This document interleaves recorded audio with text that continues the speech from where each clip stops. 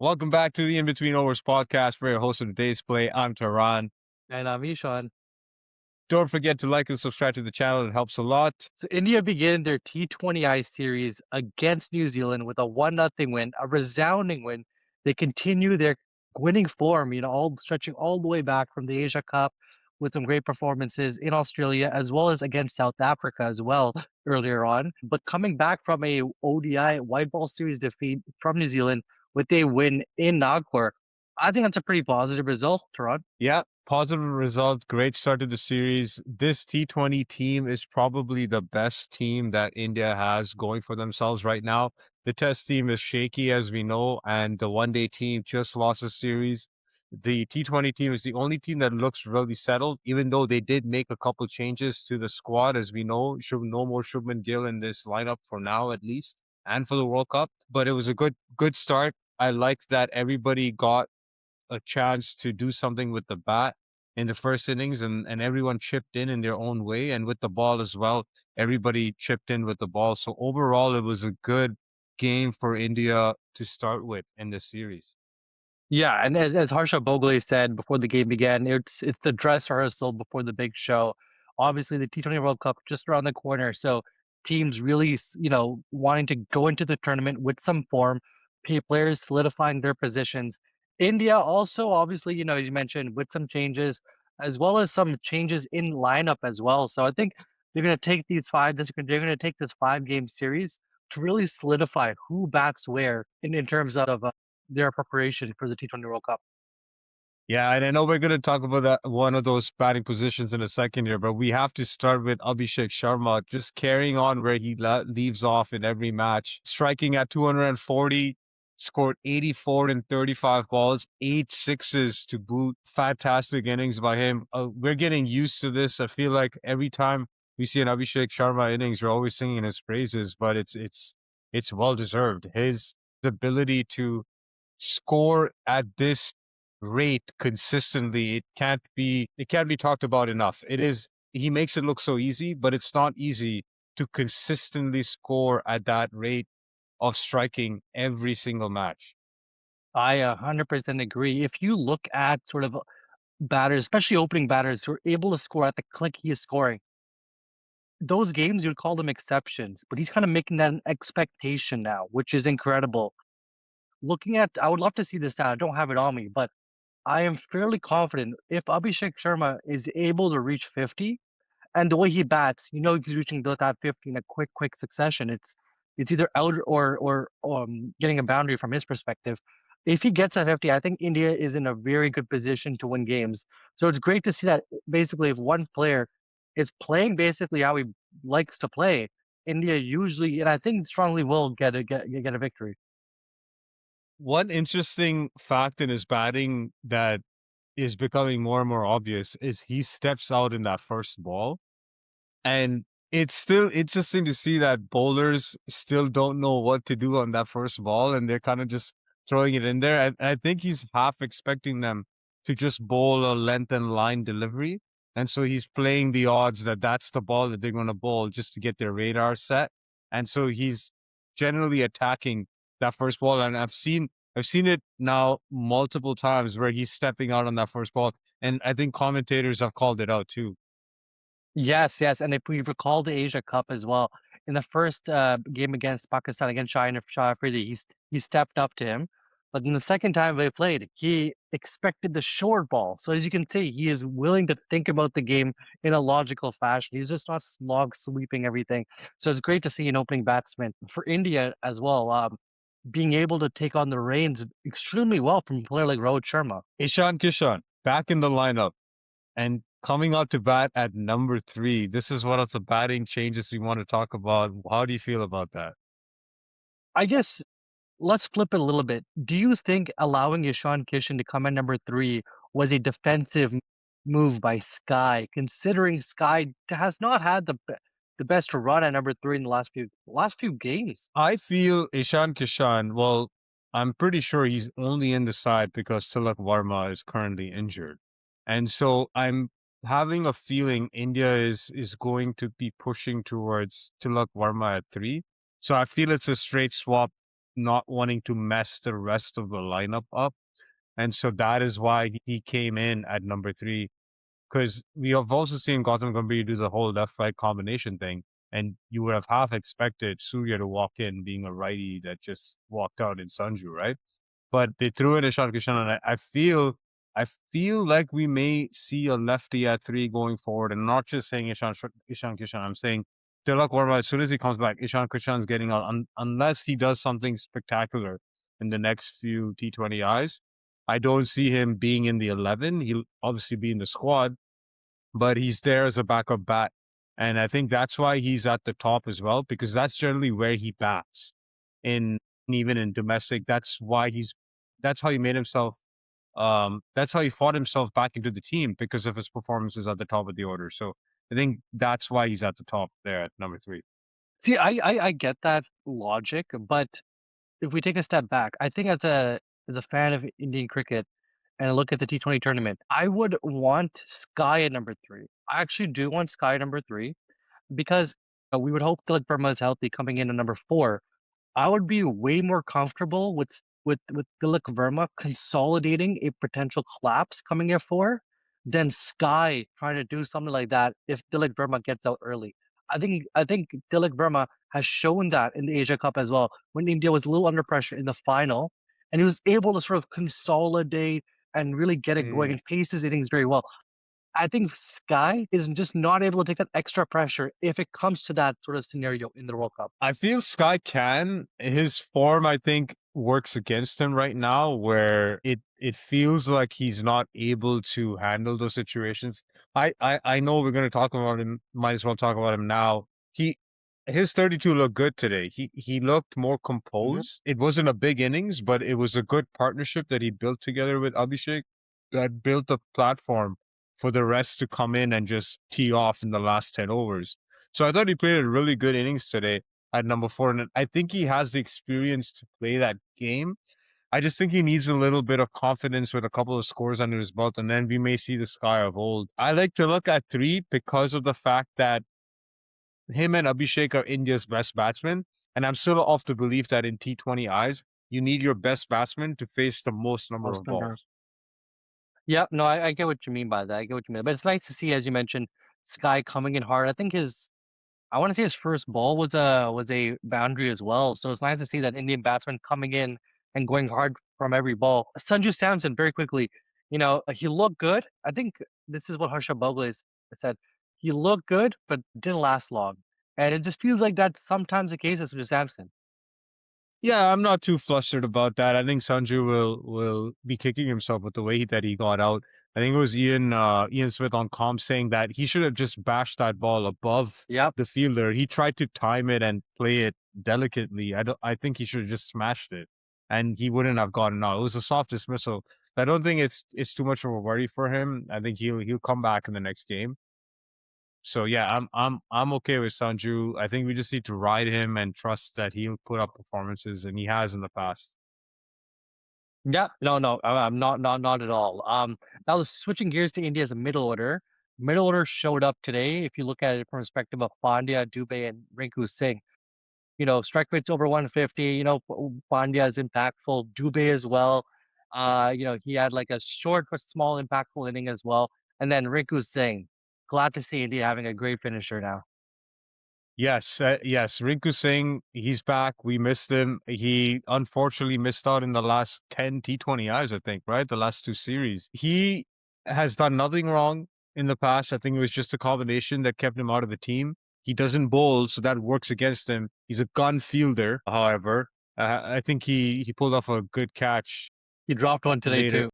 He did drop one, but that happens, right? But his batting has been always consistent at the end, and it's not easy for guys to. You're speaking of Abhishek Sharma scoring at 200 plus, but for him to come at the end of an innings and go ham from ball one is also a challenging job. And he's one of the few. Tim David is the other one that I can think about that is really good at it. And I would say Rinku Singh is as good as that as well, and he showed it today.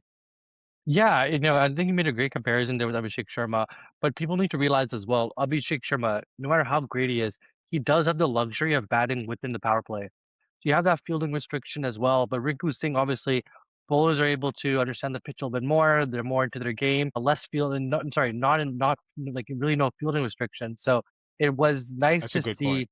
It was really nice to see Rinku Singh again. We see that we've always seen him in the IPL do that.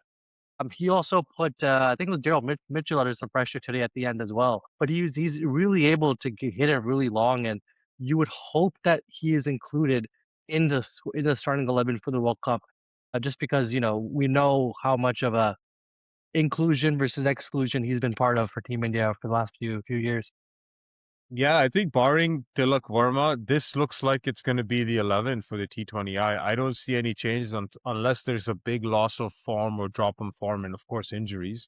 But this looks like it's going to be India's 11 for a majority of the World Cup. They may chop and change, maybe in spinning wickets. They may leave out Arshdeep and play an extra spinner in Kuldeep, or Oh, maybe yeah. we may see Washi come back Yeah. into the team as well. So that's the only thing that I see that as a change. So I feel Rinku is going to be playing majority of, well, obviously the series, but majority of the World Cup too. Yeah, and you would hope so as well. So India put on 238, pretty massive total. You had a great start as we talked about. Pretty hefty chase for the visitors. They needed a good start. I think for big chases in a T20 match, you need a good start. You never really got that. Yeah, just before we dive into New Zealand's batting performance, we need to quickly dive into their bowling. I want to give a shout out to Jacob Duffy. He was missed during the one day series. No one spoke about that, but he didn't play in the one day series because of injury. So he's coming back. He has been an up and coming bowler for them. 4 overs, 27 runs, 2 wickets in a score of 238. Shout out to him. Great performance. He is fast becoming New Zealand's go-to bowler. I believe he was talked about in some team 11s at the end of 2025 when people were naming their 11s for the different formats. His name came up a couple times, and rightfully so. He's a great bowler. He's got good variations. He's not super fast, but he has great control, and you saw that today. Yes, yes, you did. Great shout on that for Duffy. And yeah, it was nice to see, a couple of the players come back as well. Ish Sodhi is back in the squad. He got a little bit expensive, but I think a lot of the spinners as well got a little expensive on New Zealand side. Yeah, it wasn't an easy wicket to bowl on. The ball was coming out of the bat. The bounce was true. You could play through the line. We saw a lot of shots by India just playing through the line of the ball, not caring so much about any extra bounce or low bounce. So it was a very true wicket in that sense. And that makes it super hard for bowlers because there's no variation after pitching. And that makes it challenging as a bowler. You got to get your line and length right, or else you're going to get clobbered, which is what happened to a lot of the bowlers today on both sides. Yes, yes. But India, I think, started off with some good bowling. New Zealand chasing, not the best start for the openers. Yeah, Arshdeep Singh slowly turning into a first over Bolt. I was gonna say first over Stark, but I would say first over Stark is saved for Test match cricket. First over Bolt, however, that is a thing in the T20 format, and Arshdeep is looking more and more like that bowler that is threatening of taking a wicket in his first over, and he's doing that more and more often now. Yes, no, and his ability to attack both edges of the bat was just really, trying to figure out where the ball is going. And those Yorkers as well. Obviously, his wicket today was a beautiful delivery outside of off stump. But he's also able to really attack the stumps as well as you've seen historically. It really is a blessing having Arshdeep Singh in your lineup, especially from a T20 side, especially with the Bumrah being a part of that squad as well and him not opening. So it just goes to show how skillful Arshdeep is. And he is, of course, as we mentioned in previous pods, he is India's leading wicket taker in T20 wise. So that definitely says something. Yeah, and not to mention he's left arm. He provides a different angle. India haven't had a consistent left arm bowler for a long time, and so it's nice to finally have one. He's proven his worth. Hopefully, we see him in all formats. I think he has the ability to be an all format bowler for India. I think it's just a matter of time, a matter of getting reps under his belt. But it was good to see him back, and India do need him alongside Bumrah. I think they are the two premier fast bowlers in the white ball setup. I'm talking one days as well. As we mentioned Bumrah, very quickly, Bumrah bowling first change. How do you feel about that? So I was thinking about this because we're always used to seeing Bumrah open the bowling. I have a feeling that India is trying a tactic where they're probably trying to slip in a couple overs from Hardik at the top where he doesn't go for too many because batters are probably trying to get their eye in. And then when batters are trying to accelerate in the power play, you bring Bumrah in towards the latter half of the power play where they are trying to attack, and Bumrah coming in makes it doubly challenging for the batters. So I think that maybe the thinking behind it. It is hard on Bumrah because you're obviously giving him the hard overs. He even bowls in the death too, but he is that good of a bowler that he has the ability to bowl in situations like that. So that's why I feel that's the thinking behind the tactic of having Bumrah not open the bowling in this match at least. I don't know if it's going to turn out this way going forward, but that's what it looks like. Yeah, no, I definitely agree with that logic. I think in addition to what you mentioned, a part of the perspective could be, which I guess it works in tandem. You force the openers to take risks for the Arshdeep Singh over and the Hardik Pandya over, because they probably understand that Bumrah is coming. Those overs might be a little more consolidated, so they might go for shots in the Pandya and Arshdeep Singh over. But again, as you mentioned, you cannot discount the fact that Pandya, Arshdeep Singh are very skillful bowlers. They're like they could be opening bowlers for any team. So it is a great sort of first tactic from India's side. And you wonder if the batters had that in the back of their mind because you saw Conway and Rachin Ravindra get out in the first 2 overs and they went out attacking. It wasn't like the ball, well, it was good balls, sure, but they went for attacking shots. So you wonder if that was in their back of their mind. Hey, let's get away quick with these bowlers so that maybe we could just milk Bumrah around and not take too many risks against him. But it ended up backfiring. So yeah, that could be what India is pushing for, where forcing openers to go hard at the non-Bumrah bowlers, essentially. Exactly. So it's a great tactic to have. So yeah, unfortunately from New Zealand's perspective, losing some key wickets at the top fairly cheaply with Dommy Conway and Rachin Ravindra. Rachin Ravindra coming in at 3, except for, instead of Phillips, who played really well today. He looked like great form, kind of Abhishek Sharma-esque. What was your thoughts on that? Do you think New Zealand are just trying to get their footings right for the T20 World Cup? Yeah, I think they're starting to figure out their order. Tim Robinson, I don't know too much about him. He probably has had a good domestic season, which is why he's in the team. And I think he is an out and out opener. So maybe they were trying to fit him in. And Rachin Ravindra, we've seen him bat in all positions. Yeah. So that's probably why he's at one down. And again, I feel he's their best batter in this lineup in terms of consistency. And so maybe that's why he's at number 3 to face majority of the bowling because Glenn Phillips, I would say, is more of an attacking batter, and so he fits well at that number 4. Although I'm surprised that Daryl Mitchell walked in at number 6. Yes, yes. Crazy to have him coming in number 6. But to your point, that's just, I guess, how New Zealand's batting. They have that skill. And you need to include some of the other batsmen as well, like Chapman, as you mentioned. But no, even he performed fairly well at a decent strike rate. But I guess the total was just a little too high with the slow start that they had. Yeah, staying on the lineup discussion with New Zealand, we may see changes, but you wonder if they're applying the same tactic as our boy GG here, because if you look at their lineup, you have left, right, left, right, left, right, all the way through till number 8, their top 8. So they may be employing that tactic as well. You never know. Hey, I guess GG is a trailblazer in cricket philosophy. Hey, he's rubbing off on other teams. That's good. That's great. Wait, they lost.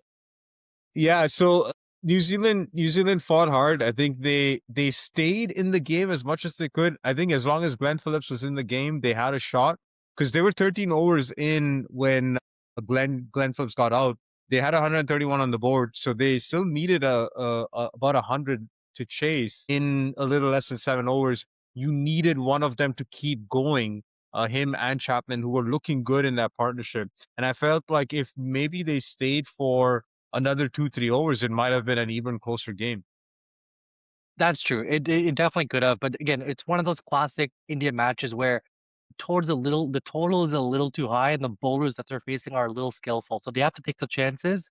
But the bowlers know when those chances are coming due to a slow strike rate or a couple of dot balls, and they're able to extract those wickets. So it was again, India's sort of playbook worked well in this match. Yeah, yeah, it worked really well. They ended up with the dub, and if I'm looking forward to the second T20I because for sure New Zealand's going to strike back. It'll be interesting to see if they make any changes to their lineup. I think it'll be pitch dependent. I'm not sure where they're playing the second game, but it should be a fun game to watch. Yeah, and hoping that we obviously saw near the end of the match there, Axar Patel walking off with a potential bloody Yes. hand on his spinning finger. So you would hope that he is well rested and ready for the series. I think if he is even on the fence, they may just rest him for the T20 World Cup and not risk anything. But I think it'll be interesting to see who replaces him because you obviously have Ravi Bishnoi as well in the squad. But it'll be interesting to see what they do with the Axar Patel in case he doesn't play. Yeah, I think that will be a huge loss for India if he doesn't play because there isn't an all-rounder in the squad right now that you could replace him with Washi being injured and Tilak Warma obviously being injured too. So they don't have a lot of choices. We saw Bishnoi on the field as a sub, so it may be him coming in, which means India's going to have a long tail unless they sit out Arshdeep and bring in Harshit Rana, who can bat at number 8. And that way you have a decent lineup. So we may see that. We may see that happen. I was I was actually very impressed. We did not mention Harshad Rana in this podcast, but I guess we had to. We have to mention the GOAT, the all format player. We have to mention him. But yeah, that's what I can foresee happening if they are Akshar is not able to play that second match. Yeah, it'll be interesting because he is such an instrumental player. He's able to get those quick 20s, a couple of wickets as well. Really good wickets. So he would definitely be missed, but I think India should have enough depth to make sure that exclusion is not felt. Awesome. Good place to wrap it up. We look forward to the second T20I. It's going to be a humdinger, hopefully closer than this game. And let's see how India perform in that one. Until then, that stumps.